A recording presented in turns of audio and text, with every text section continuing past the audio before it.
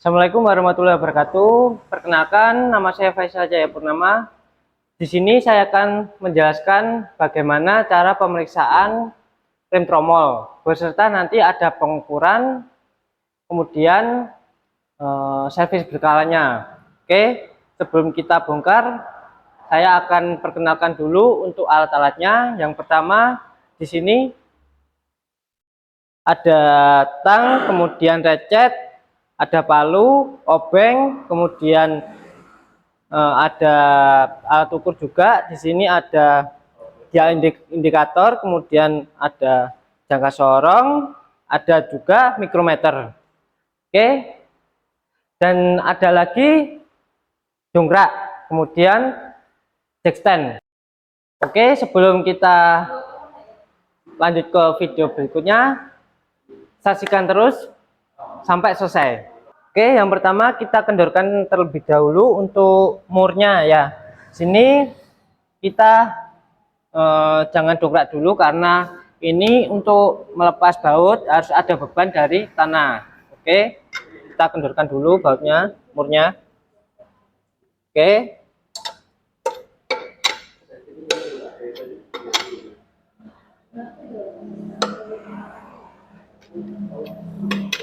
Oke, kalau sudah kita lanjut ke tahap berikutnya yaitu dongkrak.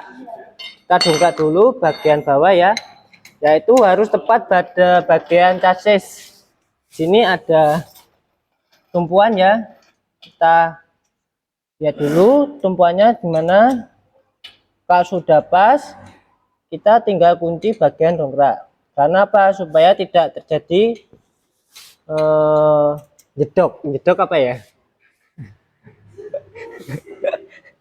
Oke, kalau sudah kita lanjut dongkrakan.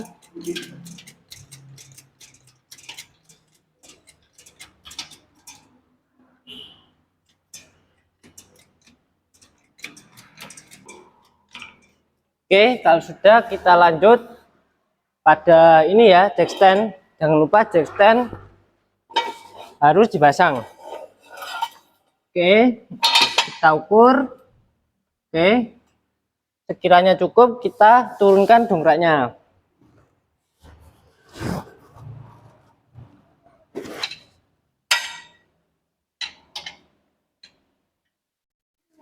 Oke, kemudian kita lepas pelan-pelan ya. Untuk bagian dongkrak jangan sampai androt.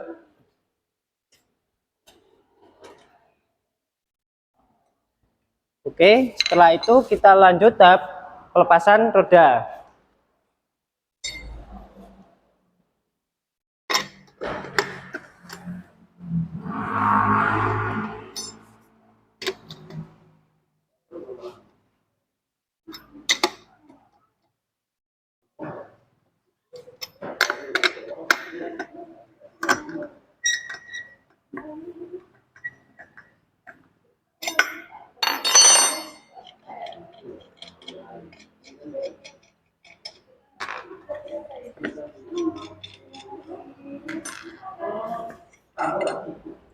Oke, setelah itu kita turunkan rodanya.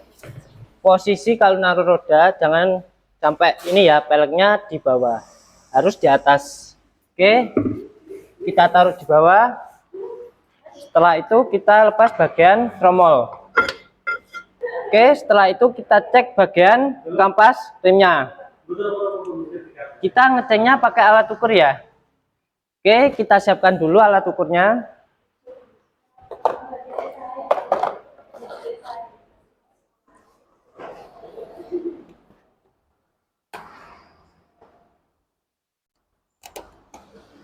Bila mana tidak terjadi kebocoran, kita tidak perlu membongkar bagian master rem. Kita cukup ukur dengan jangka sorong saja untuk kampas remnya. Oke, kita lakukan pengukuran. Dan harus diketahui ya, bahwa pengukuran itu tidak boleh di bagian tengah.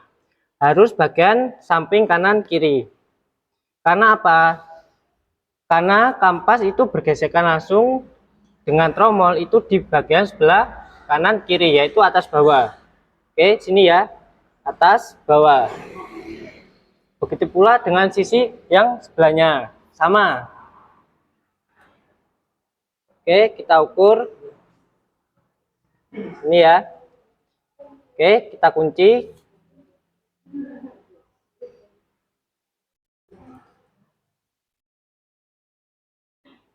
Oke, kita lihat hasilnya berapa. Oke, 3 mili, 3 mili, 3,9 ya. Ini 3,9. Oke. Berarti untuk standar kampas itu batas maksimal itu 5 sampai 6 mm. Kemudian batas limit itu 2 mm.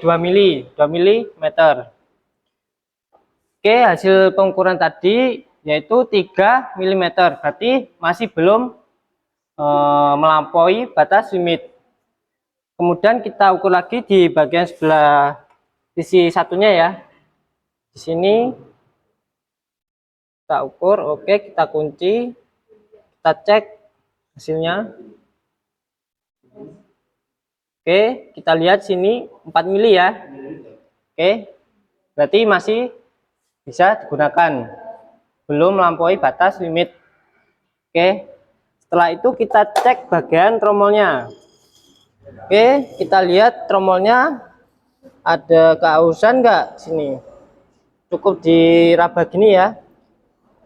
Oke, misalkan tidak ada bolong berarti masih bisa digunakan. Kemudian kita ukur bagian diameter dalam menggunakan jangka sorong yang skala 300. Oke, ini pakai jangka sorong yang panjang ya. Kita kendorkan dulu. Oke, kita ngukurnya bagian diameter dalam, kemudian kita tarik. Oke,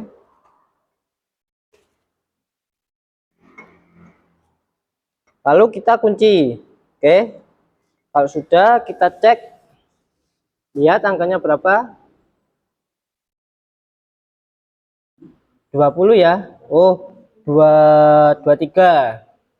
Oke, ini pakai skala 0,05. Jadi satu strip itu nilainya 0,05. Ini tadi hasilnya 23. Berarti kita tinggal jumlahkan 20 tambah 0,5. Hasilnya ini 24 ya. 20.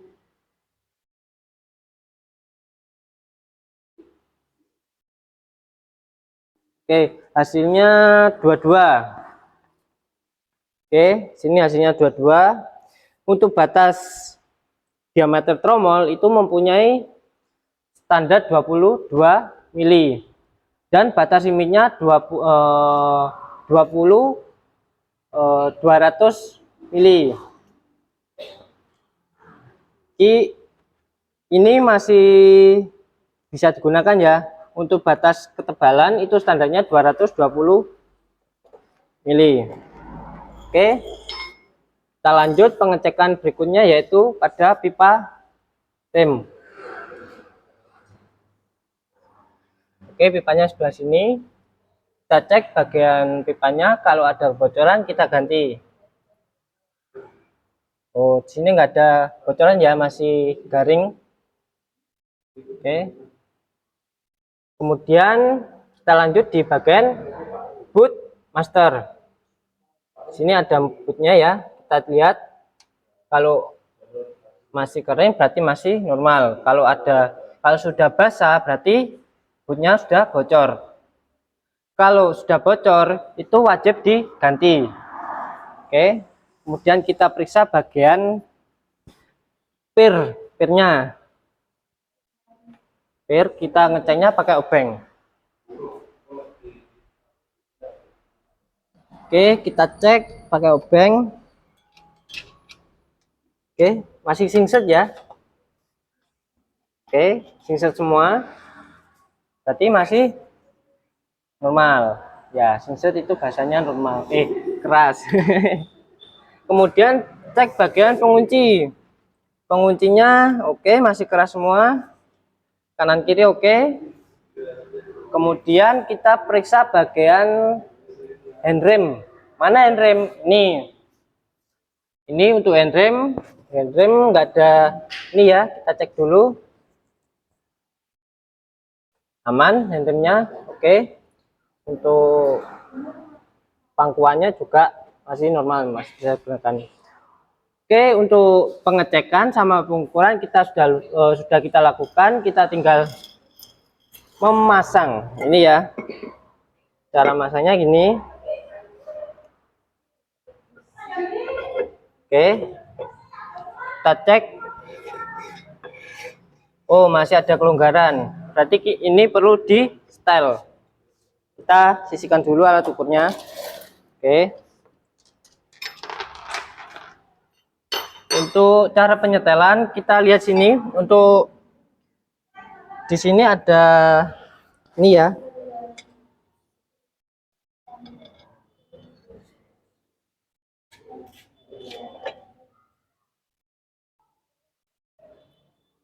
Oke, di sini ada bootnya, kita lepas dulu karetnya, kemudian kita arahkan master rem. Di sini ada gigi, kita arahkan ke atas.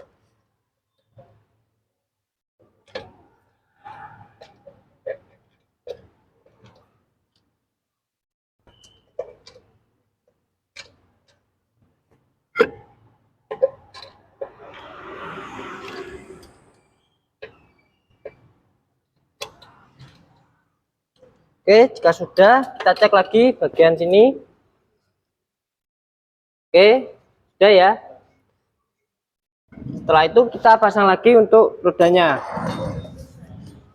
Ya, posisi pasang itu harus duduk bila mana kita nggak menggunakan karlip.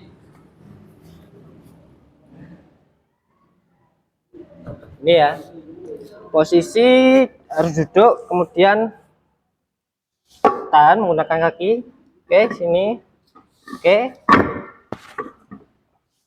wait.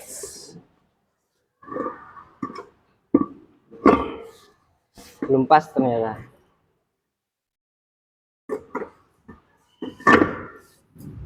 Oke, tinggal kita pasang murnya.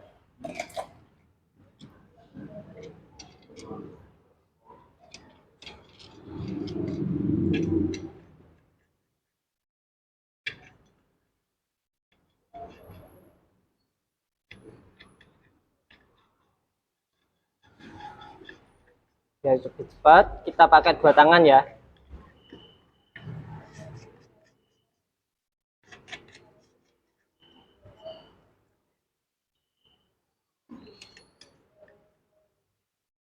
Oke, kita kencangkan sedikit. Kalau mengencangkan itu harus silang.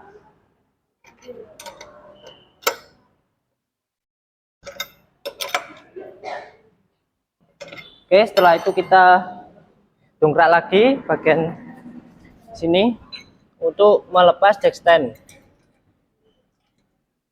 Kita kencangkan dulu.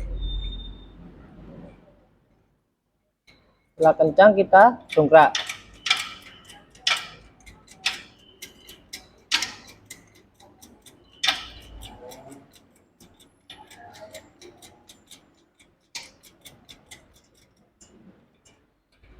Oke, udah pas. Baru kita naikkan. Oke, pelan-pelan ya. Kalau sudah terangkat, kemudian ada celah bagian jack stand, kita lepas ya. Kita tarik, oke. Sudah lepas, tinggal kita turunkan bagian dongkraknya. Kalau menurunkan harus pelan-pelan. Oke, pelan-pelan. Oke, seperti ini. Oke, kita lepas dongkraknya. Setelah itu kita kencangkan bagian murnya. Oke, jangan lupa kalau mengencangkan mur itu harus silang, nggak boleh searah. Ke kanan ya. Oke, silang.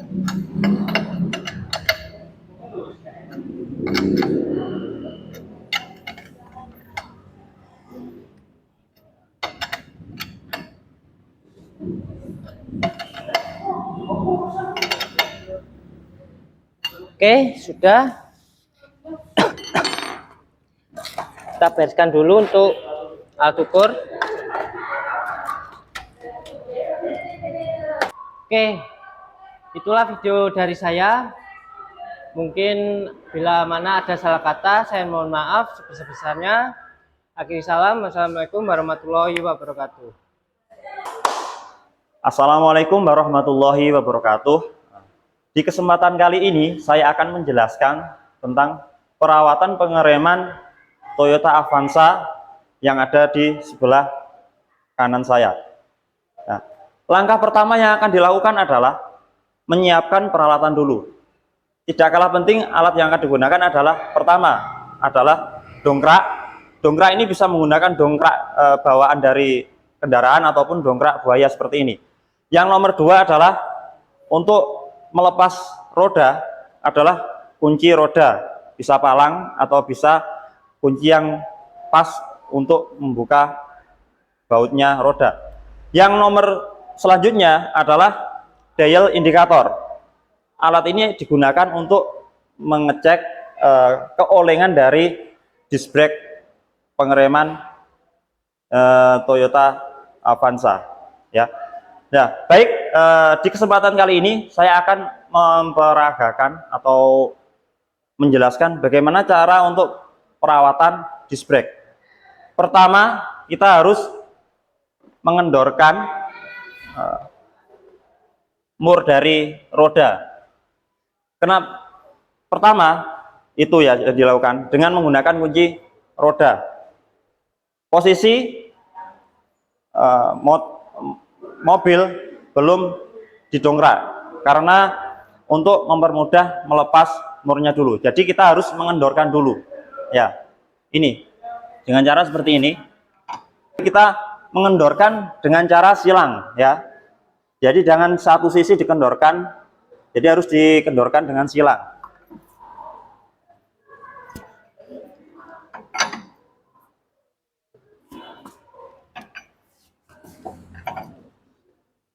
Jika sudah merasa kendor di 4 bautnya roda, kita tinggal mendongkraknya.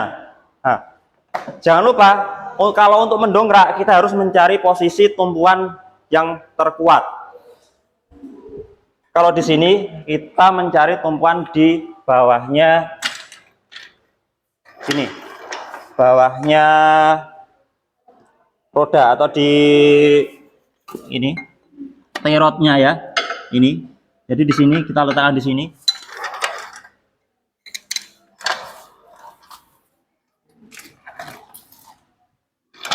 Ya, kita harus posisikan lurus dan dengan tumpuan yang kuat.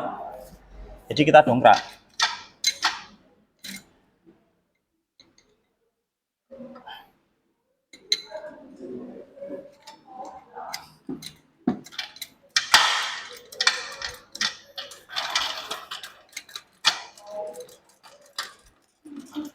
Jadi untuk mempercepat kita dongkrak dulu di luar. Kalau sudah mau mepet dengan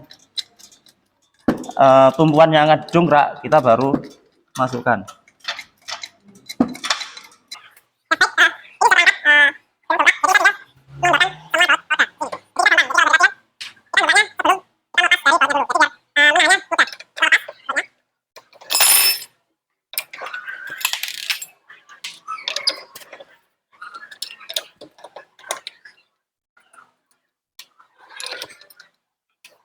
Kita lepas roda.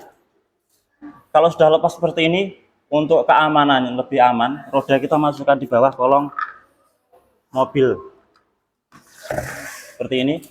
Setelah itu kita melepas dari kaliper ini, kaliper cakram atau disc brake-nya Avanza ya. Kita lihat karena namanya juga kita kan perawatan. Jadi dilihat dulu bisa ketebalannya dari disc brake-nya atau bisa di brake pad-nya di kaliper ini.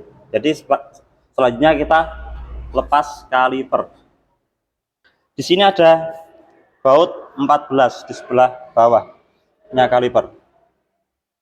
Jadi ini kaliper, ini disc brake atau bisa dikatakan piringan cakramnya ya ini. Jadi nanti yang antara brake pad bertemu dengan disc brake kan dengan menggunakan ya dibantu oleh kaliper. Jadi brake pad itu dia akan ditekan oleh hidrolik karena dia di sini memakai sistem hidrolik ya, pengereman cakram. Jadi disc pad itu akan ditekan oleh sistem hidrolis. Dia akan bergeser atau bergesekan dengan disc brake-nya ini, disc brake atau cakram, piringan cakramnya dari pengereman sistem pengereman ini. Jadi yang akan kita lihat dari ketebalan disc brake, ketebalan brake pad di sini. Jadi nanti kita lepas dulu ini kaliper, ini kan kaliper seperti itu. Jadi sekarang kita lepas kaliper dulu. Baik, ini yang dinamakan kaliper ya. Di sini juga kita cek juga. Di sini namanya ada ini berbentuk tabung ini. Ini namanya piston dari kaliper ya. Juga dilihat di sini seal-nya. Apakah di sini keluar minyak rem atau tidak? Kalau di sini kering seperti ini, jadi ini aman. Jadi tidak ada kebocoran di kalipernya. Untuk selanjutnya kita pengecekan di disc pad-nya atau kanvas remnya. Ini ada kanan dan kiri ya. Nah ini kalau saya putar kelihatan ya, kelihatan ini disc brake-nya berputar atau piringan cakramnya berputar di antara dua brake pad atau kanvas rem ya. Nah, sekarang kita lepas dulu kanvas remnya atau brake pad-nya, nanti kita ukur di situ karena di situ ada ketebalan maksimal dan minimalnya. Jadi minimal untuk ini penggantian, dan juga kita lihat juga di piringan cakram. Ini ketebalannya sudah mencapai minimal atau belum. Kalau sudah mencapai minimal, secara tidak langsung ini harus diganti piringan cakramnya. Dan nanti juga kita akan melihat dari keolengan dari piringan cakram ini. Kalau kita putar ini dia berputarnya presisi atau tidak.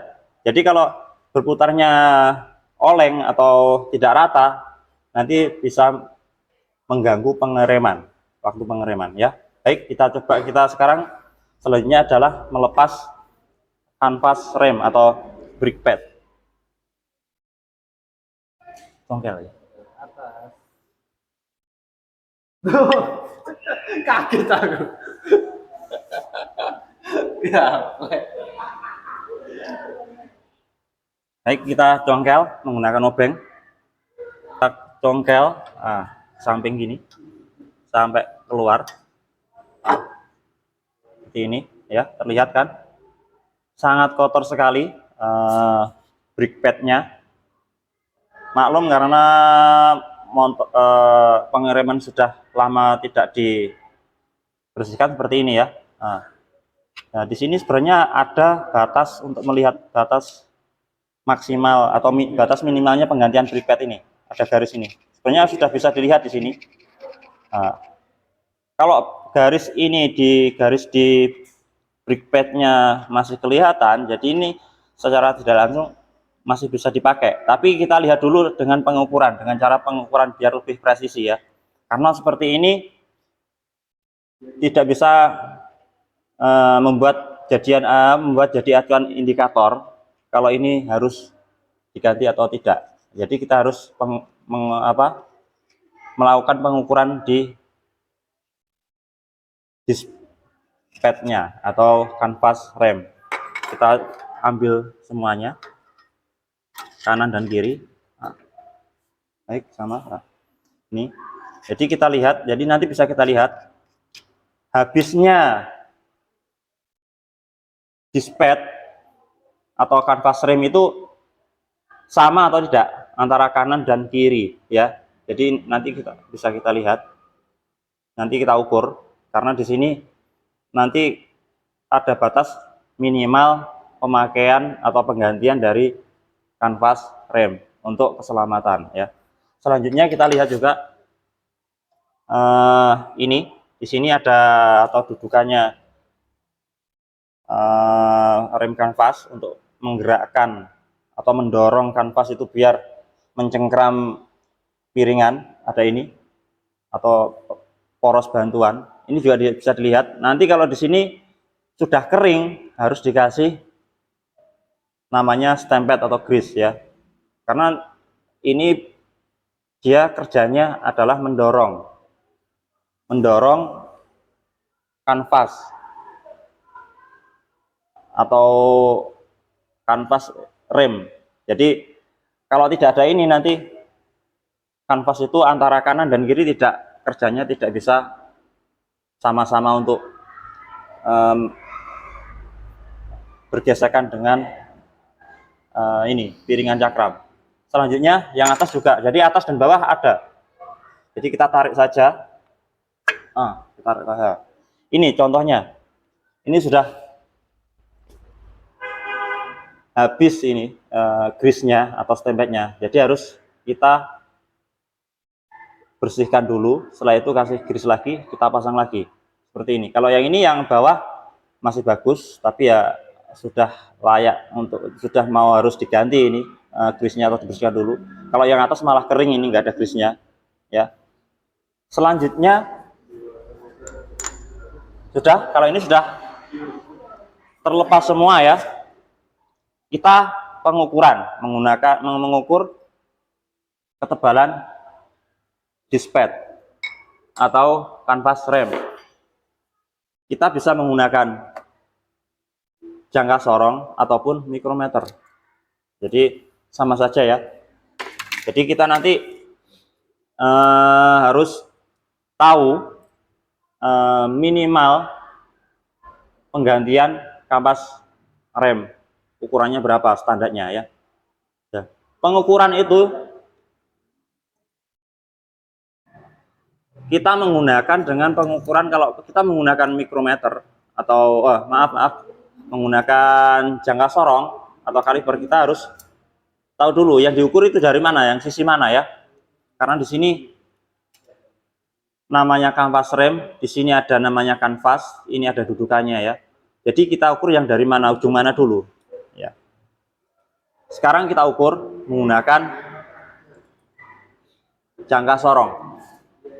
Jadi kalau dari jangka sorong kita ambil pas tengah-tengah saja dari ini, garis batas limit minimalnya penggantian kanvas rem ya. Di dekatnya di sini kita menggunakan dengan ketinggian saja. Seperti ini. Ya. Jadi yang diukur adalah kanvas saja. Untuk dudukannya kanvas ini tidak usah, karena batas yang akan kita ukur adalah ini ya. Ini adalah kanvas rem. Kalau ini adalah dudukannya, jadi yang membawa nanti yang didorong oleh kaliper atau pistonnya kaliper ya. Jadi yang diukur adalah ketebalan ini, ujung sini sampai sini ya. Kita lihat dulu, kita ukur. Ya. Setelah ini kita baca ya. Di sini menunjukkan nilai 4,70 mili ya. Jadi karena di sini menunjukkan 4,70 mili, ini bisa dikatakan kanvas rem ini bisa dikatakan masih layak dipakai, karena batas minimal penggantian kanvas rem adalah 2,50 mili ya. Ingat-ingat kawan-kawan.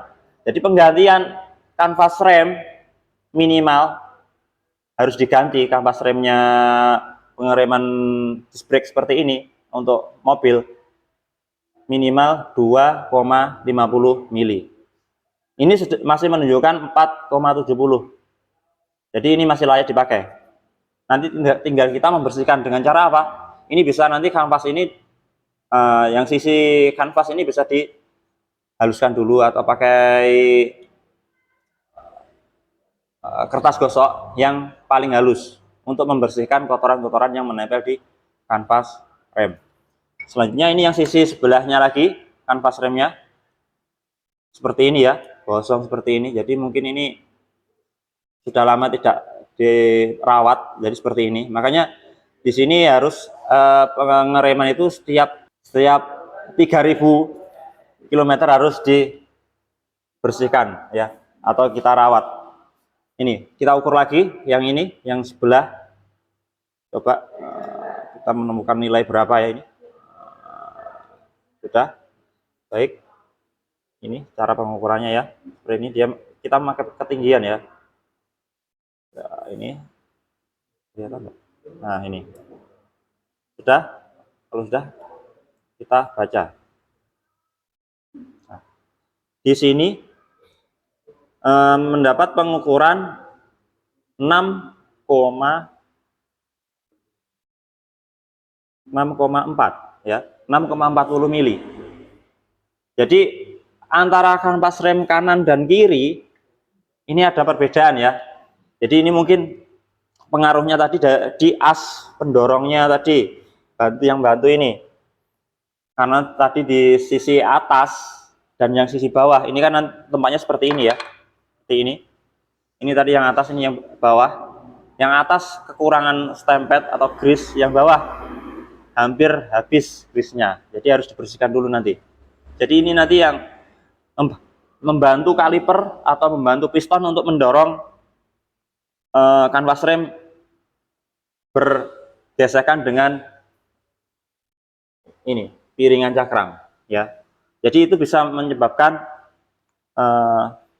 habisnya kanvas rem itu tidak sama ya antara kanan dan kiri. Seperti ini bentuknya kan ya, antara kanan dan kiri tidak sama. Jadi nanti kita bisa bersihkan dulu. Jadi ini dua kanvas rem ini masih layak dipakai. Selanjutnya kita pengukuran di ini piringan cakramnya ya, atau disc brake-nya atau piringan cakram ini yang tebal ini. Jadi ini ada ketebalan maksimal atau minimalnya, minimal penggantian ya. Kalau lihat sekilas memang ini sudah masih layak, tapi tidak menutup kemungkinan ini juga harus dicek dulu ketebalannya. Jadi jangan cuma kita lihat visual, kita menentukan ini masih layak ya dipakai atau tidak. Jadi harus kita menggunakan pengukuran. Kalau tidak diukur, beda ya namanya dengan melihat dengan visual dengan pengukuran. Nanti hasilnya pasti berbeda. Coba sekarang kita bisa menggunakan sama. Sekarang ini tetap kita mengukur ketebalannya dulu ya, ketebalan dari cakramnya rem ya, atau disc brake-nya. Nah, intinya ya. Ya. Selanjutnya setelah kita pengukuran ketebalan disc brake, kita ukur. Nah, di sini mendapatkan nilai 15 mili. Ini 15 mili menunjukkan pengukuran masih dianggap masih layak. Minimalnya disc brake-nya itu adalah 10 mili ya. Jadi ini masih tebal, ini masih bisa dipakai. Sekarang kita melihat keolengannya menggunakan dial indikator seperti ini ya. Nah, seperti ini. Jadi namanya dial seperti ini bentuknya, bisa bermacam-macam bentuk ya. Ini kita memakai seperti ini. Kita mencari dudukan atau tempat untuk menyandarkan ini. Jadi ini. Setelah ini kita lihat seperti ini. Dilihat dari depan ya, bisa dari depan. Kita cari yang ini bisa digeser ya, ini geser dulu. Ini kurang ke bawah. Nah, setelah ke bawah kita kalibrasi dulu ya. Kalibrasi adalah apa? Untuk menentukan nolnya dari dial. Ya Pak, agak dekat ya. Nolnya kan di sini. Ini bisa digeser karena kacanya ini bisa digeser. Kita jarumnya ini harus diposisikan 0 dulu di sini. Nolnya dial. Kalau sudah 0, kita putar disc brake atau cakram. Kita putar. Nah, kalau sudah 0, kita putar. Nah, kita lihat pergerakan dari dial ini, jarumnya. Nah, simpangannya harus tidak boleh melebihi 0,10 mili. Kalau ini tidak ada simpangan sama sekali ya, simpangan cuma sedikit.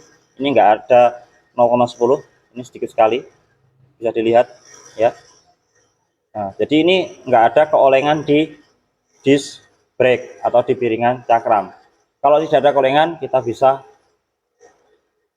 merakit kembali dengan cara membersihkan tadi komponen yang kita lepas seperti brake pad, terus ini asnya tadi dikasih grease, membersihkan piringan nanti bisa dibersihkan pakai lap atau macun ya, karena kotor karena dari sisa kanvas yang terbakar oleh piringan cakram.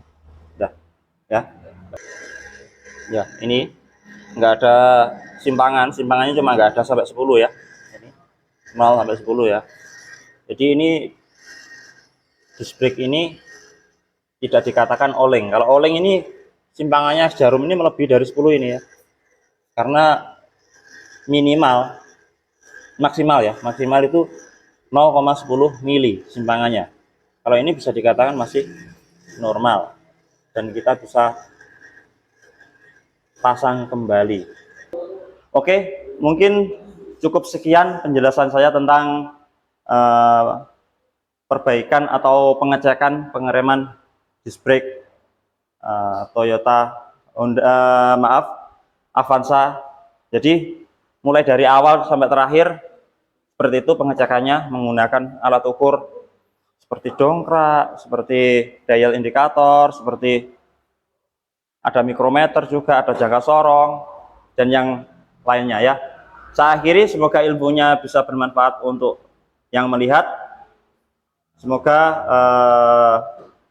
video ini bisa berkah untuk semuanya. Saya akhiri, wassalamualaikum warahmatullahi wabarakatuh.